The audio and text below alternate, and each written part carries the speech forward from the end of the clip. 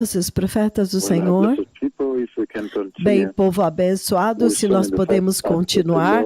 Nós vimos na primeira parte que o Senhor, ao trazer esta tremenda conversa a respeito da ressurreição dos santos, o Senhor essencialmente está anunciando que o Messias está vindo e que esta geração precisa agora estar mais alerta.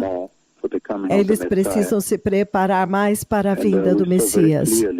E nós vimos muito claramente que esta é uma palavra, uma conversa muito digna. Por quê? Porque ela vem do próprio Deus. E falando em um tempo tal,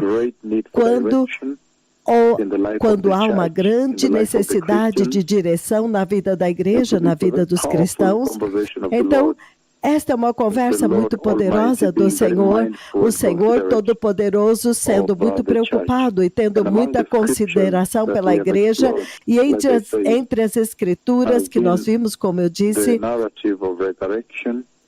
nós temos tido a narrativa da ressurreição, onde a ressurreição é demonstrada e apresentada no livro de Daniel, capítulo 12, versículo 13. E nós vimos que nesta escritura, o Senhor está fazendo um convite público para Daniel, para participar da tremenda festa, daquele tremendo tempo, do fim dos dias, do reino de Deus, o banquete no reino de Deus. Então, o Senhor está fazendo este convite público para Daniel, para que Daniel possa considerar este convite e, com a devida consideração deste convite, andar em justiça e santidade até o fim. Significando, não pare no caminho, não se desvie, não caia em pecado, mas todo o caminho vai até o fim. E nós vimos que esta escritura de Daniel 12, versículo 13, é uma escritura digna da nossa consideração nesse assunto da ressurreição, porque o tremendo valor, a riqueza da instrução que está vindo daqui para a igreja, e especialmente neste tempo. E como na nossa exploração a respeito do fim dos dias, e nós vimos que isto essencialmente está apontando para o reino vindouro. Então, é um convite massivo, é um convite incomprável, impagável, inacreditável que o Senhor está dando para Daniel e também está se estendendo para esta geração a respeito do seu reino. Ele quer compartilhar a sua glória e o seu reino com vocês. Isso é muito poderoso. Deus desejando compartilhar a sua glória e o seu reino com vocês. Então, em Lucas capítulo 14, nós vimos uma dimensão muito importante no livro de Lucas 14, 15. Eu vou começar no versículo 14 para dar um maior entendimento. Lucas 14, a partir do 15. Entretanto, para dar maior entendimento, eu vou começar no 14. No versículo 12, vamos começar no 12. No 14 ele diz o seguinte, ele diz... Ok. No 14... No 14 ele diz, e você será bem-aventurado, porque, embora eles não tenham como te retribuir, a sua recompensa virá na ressurreição dos justos. Então, você pode ver realmente para onde o Senhor estava apontando a igreja quando ele disse que, no fim dos dias, Daniel seria recompensado. Ele seria premiado, porque ele está dizendo que há um pagamento que acontece naquele tempo, e é isto o que o Senhor, essencialmente, é para isto que o Senhor está apontando à igreja, agora ele está apontando a igreja para isto. Então, Isso é muito poderoso, porque ele está dizendo que há um pagamento, há uma retribuição que vai acontecer naquele tempo. E então, no versículo 15, em outras palavras, pelo bem que você praticou nesta vida, naquele dia, você receberá retribuição, compensação. Então você vê que valeu a pena você perseverar. No versículo 15 ele diz, quando um daqueles que estavam à mesa com Jesus ouviu isto, ele disse para Jesus, bem-aventurado é aquele que comer pão no banquete do reino de Deus. Isso é muito poderoso. E você vê que esta narrativa da festa no reino vindouro, o Senhor está usando a festa, o banquete, para descrever o reino vindouro para o qual nós devemos estar focando nossa vida enquanto estivermos nesta terra. Esta é uma narrativa comum na Bíblia. É muito comum para o Senhor apontar em direção à festa. Em outras palavras, o Senhor está tentando usar esta vida. As coisas que parecem muito importantes para a humanidade nesta vida, para poder enfatizar para eles uma verdade muito profunda a respeito do reino vindouro. E nós sabemos que palavras não são suficientes para realmente descrever para vocês a riqueza, o tesouro, o júbilo, a bem-aventurança, a paz, a alegria, tudo que acompanha o reino vindouro. Mas ao fazer isso, ele também, o Senhor, ao se referir a isso, ele cria uma imagem. E o propósito é para que você tenha um desejo santo, um desejo por este reino vindouro. Então, quando o Senhor faz um convite público para Daniel, no livro de Daniel, capítulo 12, versículo 13, ele está dizendo, Daniel, você segue o seu caminho, não pare em lugar nenhum, e vai até o fim. Segue o teu caminho até o fim. E uma vez quando você chegar no fim dos dias, há uma recompensa, uma retribuição que você vai receber. Você vai receber uma herança, uma porção da sua herança. O Senhor também está direcionando a geração atual para este tempo. E Ele está dizendo que a sua vida nesta terra, agora, a sua vida nesta terra também deve ser focada para aquele tempo, quando haverá recompensa, retribuição e premiação. Você vê no livro de Mateus 25, quando ele fala daquele tempo que está vindo, o reino vindouro, ele chama de um banquete de casamento. Em Mateus capítulo Mateus 25, de 1 a 13. Ele chama de um banquete de casamento.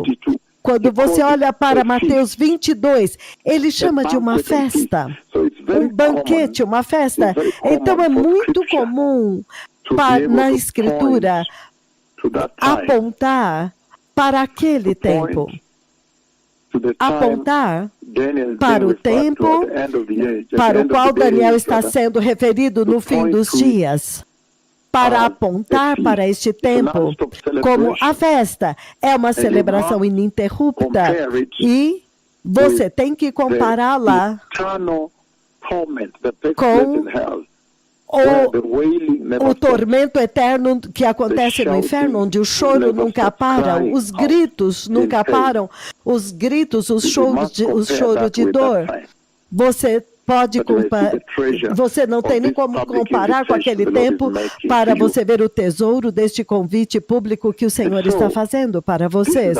Então, este é um tempo maravilhoso e o Deus Todo-Poderoso finalmente está encorajando esta geração para focar a sua vida naquilo que vai libertá-los e levá-los para o eterno reino de Deus. Então, Ele diz aqui, bem-aventurado aquele que come pão na festa no reino de Deus. E nós vimos que toda esta passagem, se você ler até o versículo 24, 21, 24, é impressionante que há impedimentos que o Senhor levantou, há coisas que o Senhor levantou. Pastor Matthew, se o teu microfone está aberto, Pastor Matthew, não fale, porque vai ser transmitido do meu fone aqui. Feche o microfone. Então, nós vimos muito claramente em Lucas 14, se você ler do 15 até o 24, ele levanta os impedimentos, ele ressalta, ele enfatiza as coisas que vão impedir você, que vão te parar e te impedir de alcançar estes dias tremendos, estes dias que são um tesouro chamado o fim dos dias. Os dias nos quais você será recompensado. Você será retribuído, se você ler no versículo 14, no qual você vai receber a porção da tua herança. No livro de Lucas 14, agora, ele apresenta como um banquete, tendo a sua posição no banquete novamente. Ainda Deus apontando uma geração para o reino de Deus que está vindo. E dizendo que você tem... Se você comparar isto com o inferno, o fogo do inferno, o contraste disto é o inferno, o oposto disso é o inferno. E é isso que eu disse, que o objetivo é te encorajar a perseverar nesta vida, neste mundo que odeia a santidade, odeia Jesus, odeia a salvação, para que você seja encorajado a permanecer firme por Jesus muito fortemente, por causa disto. E também está dando coragem para agora poder encarar a perseguição destes dias. Então, até mesmo quando você vê em Lucas 14, ele apresenta alguns dos impedimentos, ele diz possessões, quando ele diz aqui, eu comprei um campo. Isso agora fala de posses desta terra. No versículo 19, então, ele diz, acabei de comprar 5 juntas de bois, e eu estou indo experimentá-las, significando eu estou indo arar com elas. Então, isso fala de profissão, de trabalho, de ganhar a vida. Então, quando você olha o versículo 20, ele diz casamento, ele coloca casamento. O Senhor está tentando te ajudar e ressaltar para você algumas das coisas que podem te impedir de ver o eterno reino de Deus, até mesmo quando você diz que você é nascido de novo. E é por isso que isso é muito central, isso é muito chave, povo abençoado. Então, o que é que o Senhor então está dizendo? Ele está falando de perseverança. Novamente no livro de Lucas 9, para levar isto mais para frente. Lucas 9, do 10 ao 17, novamente o Senhor está falando do reino vindouro. Lucas 9, do 10 ao 17, ele diz, ao voltarem os apóstolos, eles relataram a Jesus o que tinham feito. Então ele os tomou consigo e retiraram-se para uma cidade chamada Betsaida. Mas as multidões ficaram sabendo e o seguiram. Ele as acolheu e falava-lhes acerca do reino de Deus. E curava os que precisavam de cura. Agora mesmo, quando o Senhor enviou seus 2 mega-profetas, ele também está curando. O Senhor Jesus está continuando a curar os que precisam de cura. É isso que Mateus está falando aqui, que ele curava os que precisavam de cura. Ao fim da tarde, os 12 apóstolos vieram até ele e disseram, mande embora a multidão, para que eles possam ir aos campos vizinhos e aos povoados e encontrem comida e pousada, porque aqui nós estamos em um lugar deserto. Ele, porém, respondeu, deem-lhes vocês mesmos algo para comer. E eles responderam: nós temos apenas 5 pães e 2 peixes, a menos que compremos alimento para toda esta multidão. E estavam ali cerca de 5.000 homens. Isso quer dizer, juntando com mulheres e crianças, seriam 15.000. Mas ele disse aos seus discípulos: façam-nos sentar-se em grupos de 50. E os discípulos fizeram assim e todos se assentaram, tomando os 5 pães e os 2 peixes e olhando para o céu, ele deu graças e os partiu. Olha isso, novamente ele está apresentando para eles o reino de Deus, nestes termos aqui.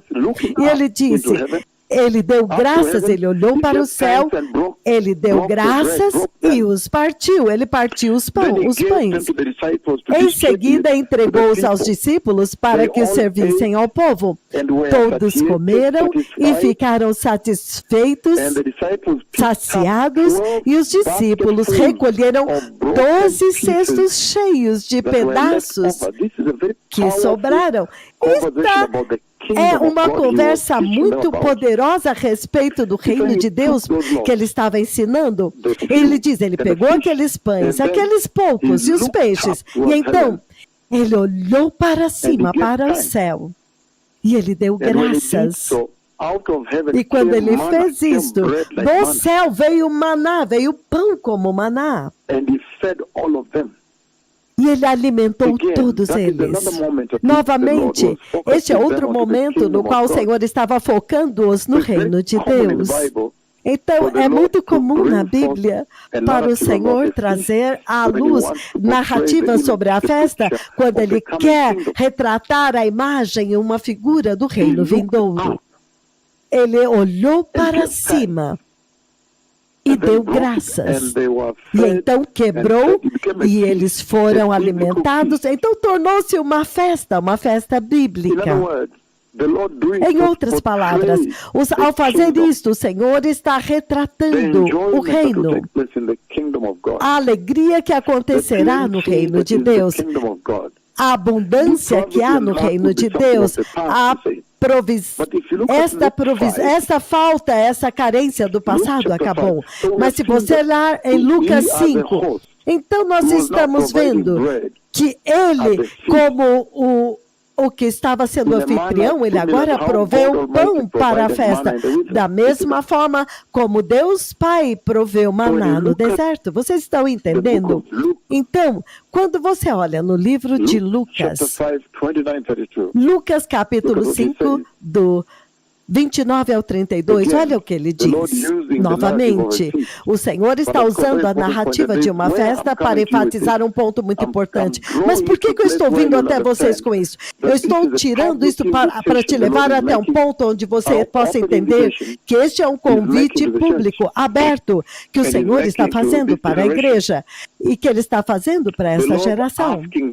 O Senhor está perguntando para eles, pedindo para eles se prepararem para o reino vindouro.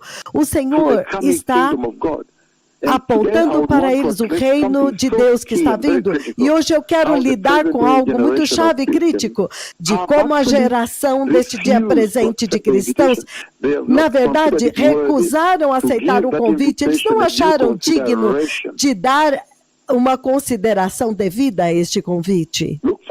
Eles não acharam que valia a pena. Então, Lucas 5, 29 a 32, ele diz.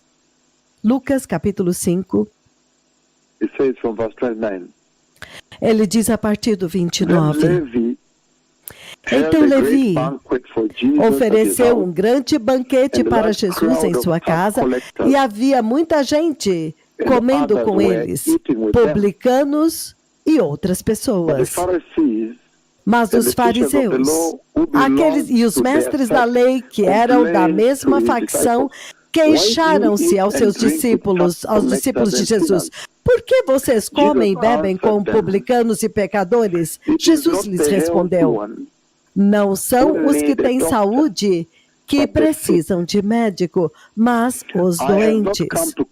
Eu não vim chamar os justos, mas os pecadores ao arrependimento. Isso é muito poderoso, povo abençoado. O Senhor está vindo muito claramente para dizer que há aqueles que vão rejeitar o convite. Então, quando a mensagem do arrependimento vem, e você vê que algumas pessoas, eles dizem que eles não precisam disso, porque eles já nasceram de novo, entretanto, eles estão em pecado, rolando do pecado. Então, você entende que eles não aceitaram o convite público que o Senhor está fazendo para esta geração nesta era. Entretanto, o Senhor vem tão poderosamente e diz que estas pessoas não vão provar. Aqueles que rejeitarem este convite à igreja deste dia presente, eles não provarão, ele diz. Eles não vão provar do banquete. Eles não vão, ele diz isto. Eles não vão provar do banquete. O Senhor vem muito claramente nisto. Se você olhar o livro de Lucas 14, 24, ele diz: eu vos digo que nenhum daqueles que foram convidados provarão do meu banquete. Então, isso deve assustar toda a igreja, todos os cristãos, porque a pergunta é: quem são estes que foram convidados, mas não deram a devida consideração, ou não consideraram digno aceitar o convite? Não valia a pena? Por quê? Eles recusaram, rejeitaram. Porque eles rejeitaram o convite. E a igreja deste dia presente, desde que o Senhor nos enviou para a igreja, eles rejeitaram o convite para o banquete no reino eterno de Deus. Por quê? Porque o cristão deste dia presente, quando eles não gostam quando Deus repreende o seu pecado, eles se sentem ofendidos. Esta é uma das razões pelas quais eles não provarão o banquete. Uma das razões pelas quais eles rejeitam o convite é porque não é um engano. Na verdade, a condição de queda deles não permite que eles percebam e consigam sintetizar e entender que o chamado ao arrependimento é essencialmente um convite que o Senhor está fazendo. O Senhor está fazendo um convite para eles. Então, o cristão deste dia presente se sentem ofendidos por Deus quando Ele os repreende. Então, eles se sentem ofendidos pela repreensão de Deus. E Ele diz: mas esta é a razão principal pelas quais eles não provarão do banquete dele. Eles nem provarão do banquete. Eles não provarão do banquete do Deus Todo-Poderoso por causa desta razão. Que eles se sentem ofendidos pela repreensão de Deus contra o pecado deles. Isso é impressionante. Uma outra razão é o amor a si mesmos. Se amam mais a si mesmos do que a Cristo. Eles se amam tanto a si mesmos, até o ponto em que eles não priorizaram Cristo Jesus como o mais importante. Olha isso. Quando você lê a Bíblia, no livro de Colossenses,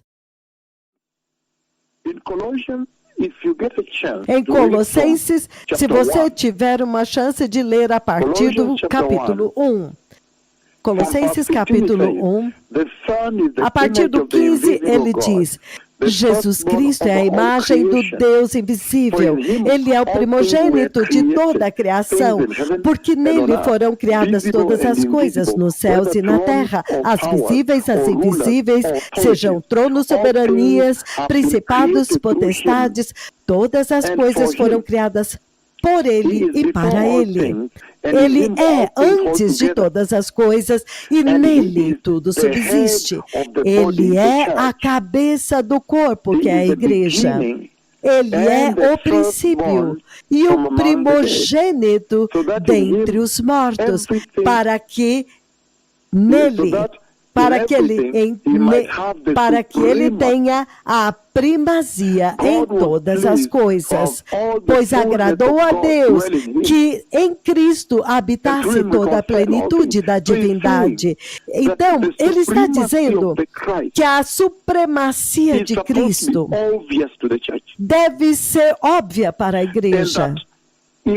E que, se realmente Cristo veio com a supremacia, como ele tem a supremacia, e ele morreu por você, ele que criou todas as coisas, então definitivamente há uma exigência. Ele está dizendo que esta supremacia de Cristo, se você é nascido de novo, é obrigatório que isso também tem que reinar em você. Ele tem que vir primeiro antes de você atender esse telefonema e diga, o que isso importa com relação à supremacia de Cristo em mim? Se este telefonema vai antagonizar a supremacia de Cristo em mim, então não vou atender. Então isso deve ser absolutamente óbvio na sua vida. Quando você olha para Jesus, para o cristão, onde Cristo reina como o Supremo, a vida deles é totalmente diferente em contraposição, em comparação com os outros cristãos no mundo. Você encontra que eles têm temor de Deus, eles honram a voz de Deus, quando o Senhor fala, eles tremem, andam em justiça e santidade. É óbvio que Cristo vem primeiro. É por isso que você sabe que Cristo reina supremo nos corações deles. Mas a igreja deste dia presente tem amado a si mesmo mais do que a Cristo. Eles desejam colocar Cristo de fora, de lado por causa do casamento, por causa de esposa, filhos, ou por causa de profissão, por causa de bens materiais. Isso significa que Cristo não vem primeiro em suas vidas. Então o amor de si mesmo é um problema que vai fazer com que a igreja deste dia presente vai custar muito caro para ela, vai fazer com que ela não veja aquela herança eterna, aquela porção que foi preparado para ela no banquete de Deus, no reino vindouro. Uma outra coisa é o amor ao dinheiro. Eles amam tanto o dinheiro, tanto, até o ponto em que o dinheiro é mais central para eles do que Jesus. É impressionante como que isso conseguiu entrar na igreja, onde agora até mesmo os pastores, se há uma igreja que ama o dinheiro, é esta geração deste dia presente. Até mesmo os pastores. Quando você olha para os pastores hoje, qualquer membro da igreja ou ovelha que vem com mais dinheiro, eles dão prioridade para estas pessoas, eles amam mais, eles não os repreendem. Então, parece que eles conseguem, então, ficar com seus pecados. Esta é uma situação terrível na igreja. Então, este amor ao dinheiro é uma outra coisa que realmente vai custar e vai fazer caro e vai fazer com que a igreja perca o banquete. E, entretanto, há um convite público. Daniel está sendo convidado abertamente, publicamente. Ele diz, não pare, não se desvie, não pare, continue até o fim dos dias, quando você vai receber a porção da tua herança eterna no reino de Deus. Uma outra coisa que vai fazer com que a igreja deste dia presente perca a porção da sua herança é a ignorância. E é por isso que o Senhor nos traz para anunciar a vinda do Messias. E enquanto nós fazemos isto, Ele também nos faz, neste tempo, literalmente ensinar, trazer a literatura bíblica para que vocês estejam cientes das promessas de Deus e do propósito. Para estar ciente das promessas de Deus é para que isto possa transformar e moldar a forma como você vive nesta terra. Ignorância bíblica, ignorância das Escrituras. Você pode dizer que é como se você fosse um analfabeto, biblicamente falando. Então, isso é outro problema também. Se você olhar o livro dos Juízes, capítulo 2, se você abrir comigo lá, Juízes, capítulo 2, ele diz o seguinte. Eu vou ler o versículo 10 até o 13. E ele diz, depois que toda aquela geração foi reunida a seus antepassados, surgiu uma nova geração que não conhecia nem o Senhor, nem o que ele havia feito por Israel. Então os israelitas fizeram o que era mal diante dos olhos do Senhor Deus e prestaram culto aos Balaíns. Isto são deuses ídolos. Eles entraram em idolatria. Eles abandonaram o Senhor Deus, o Deus dos seus antepassados, que os havia tirado do Egito, e seguiram e adoraram vários deuses com D minúsculo dos povos ao seu redor, provocando a ira do Senhor. Porque eles abandonaram o Senhor e serviram e adoraram a Baal e aos postes sagrados, Astarote. Então isso é sério, povo abençoado. Ele diz ignorância, eles não sabiam.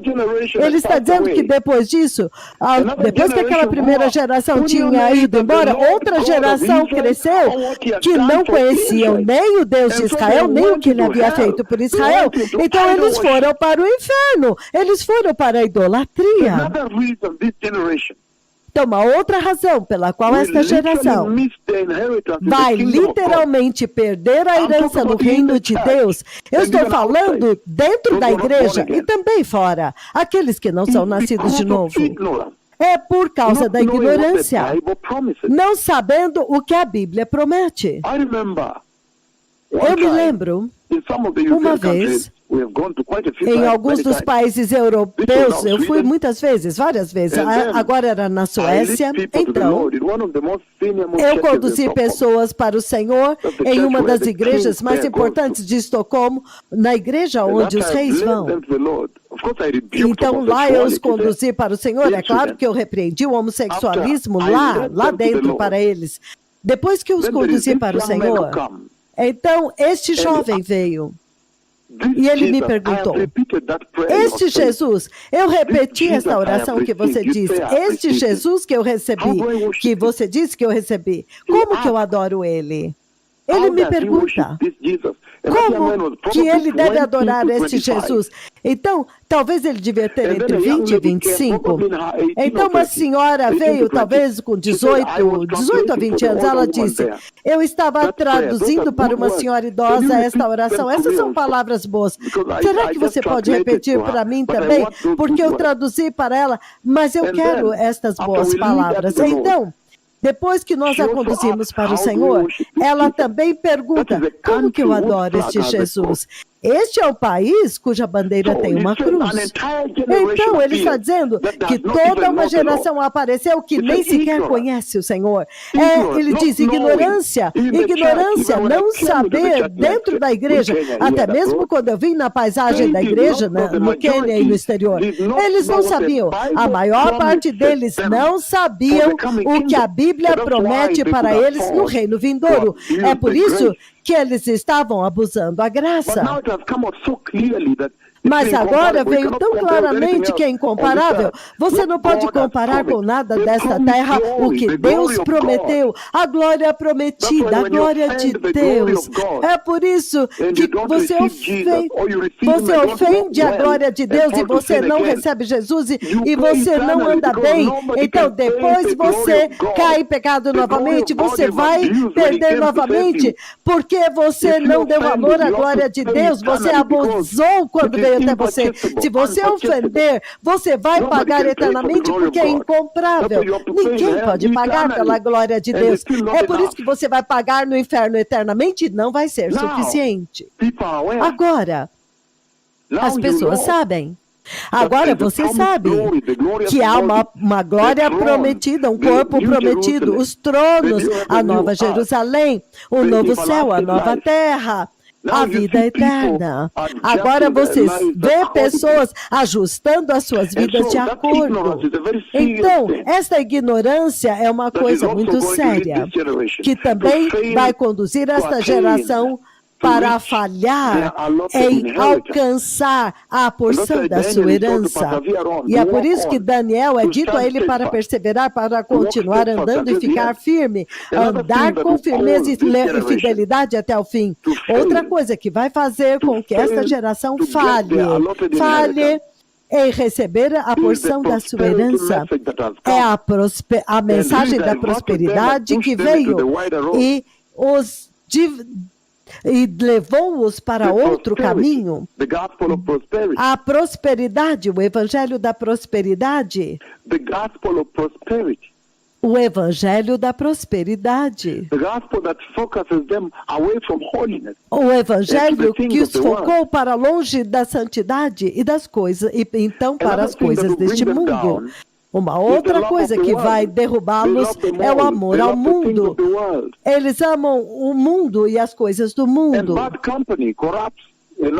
Mas companhias que também corrompem, outra coisa que vai te manter fora, são as más companhias. Isso é muito sério. Isso é realmente sério. Esta geração precisa dar meia volta.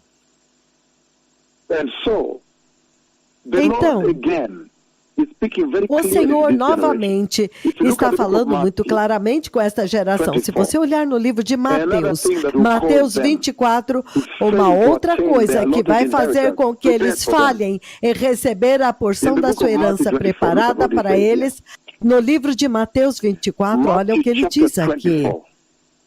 Mateus capítulo 24, versículos... Vamos começar no versículo 35.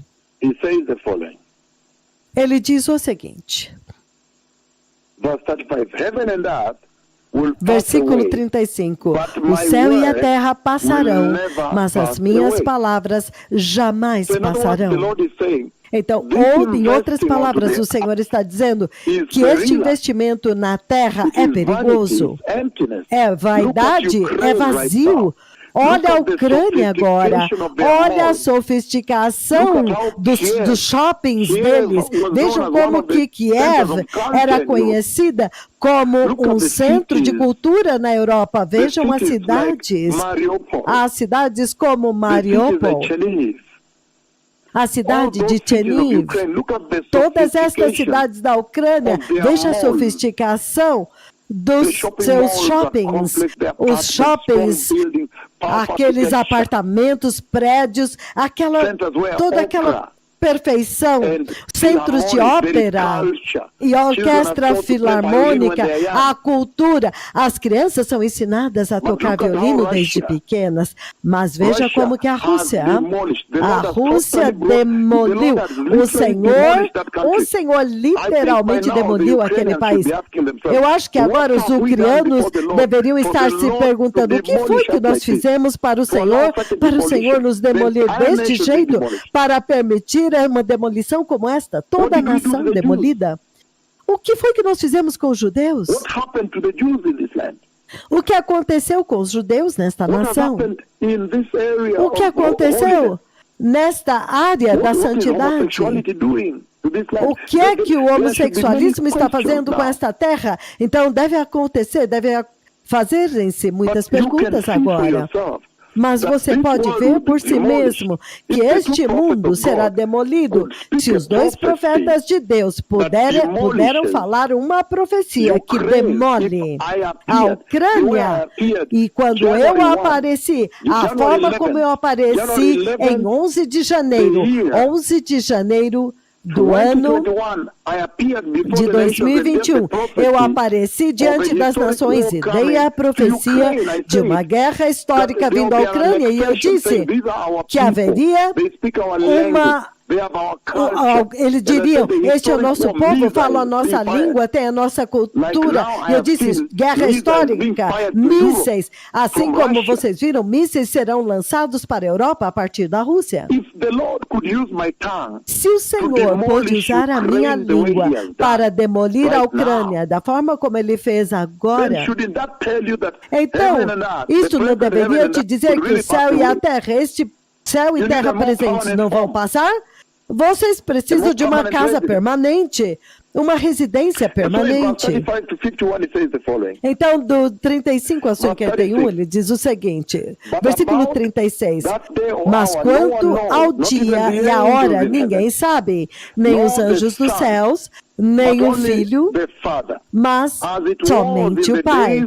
Assim como foi nos dias de Noé, assim também será na vinda do Filho do Homem. Pois nos dias anteriores ao dilúvio, as pessoas viviam comendo e bebendo e casando-se, dando-se em casamento, até o dia em que Noé entrou na arca. Então ele mencionou aqui as 3 e 4 coisas que vão impedir essa geração presente de entrar no reino de Deus. Ele diz, bebendo, comendo e casando. Comendo, bebendo e casando. São 3 coisas que vão impedir a igreja deste tempo presente, a geração deste tempo presente, de ver o eterno reino de Deus. Ele menciona estas coisas aqui. Ele diz, comer, beber e casando-se, dando-se em casamento. Ele mencionou os inimigos que você tem para a sua eternidade no reino de Deus. Os bloqueios que literalmente podem te impedir e te bloquear e impedir de você entrar no reino de Deus. Isto é sério, povo abençoado. E sim, de fato, quando você olha as vidas do cristão deste dia presente, eles se amam mais do que eles amam a Jesus. E, entretanto, nós sabemos muito bem que Daniel, capítulo 12, 13, que foi dito a Daniel para continuar no seu caminho até ele alcançar a porção da sua herança no eterno reino de Deus. Este Daniel, ele valorizou mais a vida de Cristo do que a sua própria vida. Ele valorizou a vida de adoração a Yahweh mais do que a sua própria vida.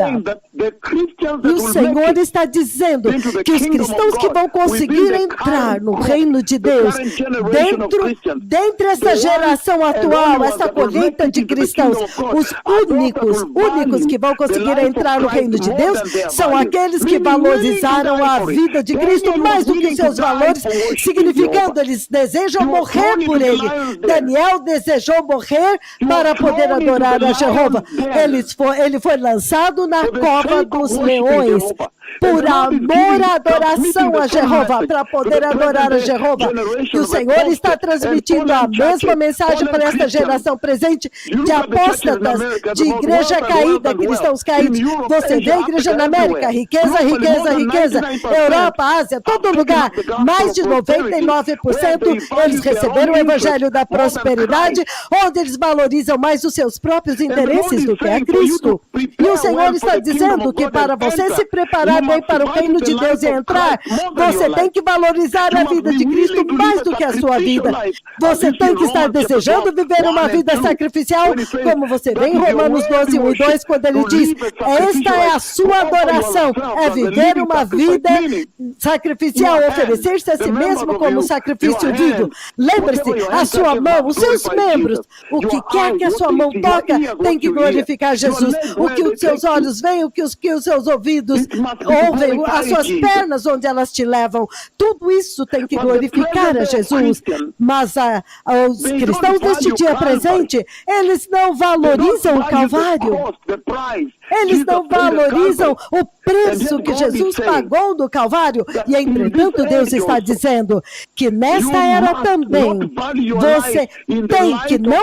você não pode valorizar a sua vida em vista ao preço que Jesus pagou no Calvário, se você quer ver o eterno reino de Deus. Entretanto, nós vivemos uma geração egoísta, todos são tão egoístas. É sobre eu, minhas coisas, aquilo que eu possuo, meus interesses. O Senhor está dizendo